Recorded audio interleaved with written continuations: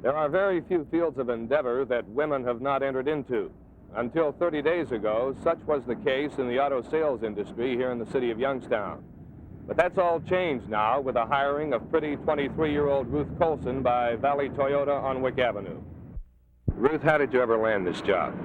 Well, it was a long story. To make a long story short, I was a teacher in Kansas City, and I came back to find that there weren't any teaching jobs in the Youngstown area.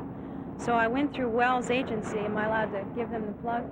And they found me a job that met my specifications. One, meeting people was a very important factor.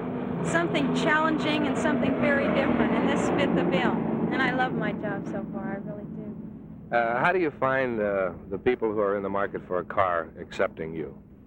At first, when I first started here, we didn't have any news coverage in the newspaper or anything, and it was very hard. They presumed that I was one of the secretaries, and they would immediately ask to talk to a salesman.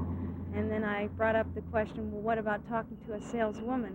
And then they were astounded, but after that, we got along real well. Do you consider yourself a high-pressure saleswoman, or do you oftentimes just rely on your charm? I play it by ear. If the job calls for a high pressure, I will put that in, but I don't like to. Do you find that men are easier to sell than women? Yes, definitely they are. I think women hold on to their pocketbooks much tighter than men will, and I myself fall into that category. Miss Colson is a very versatile young woman.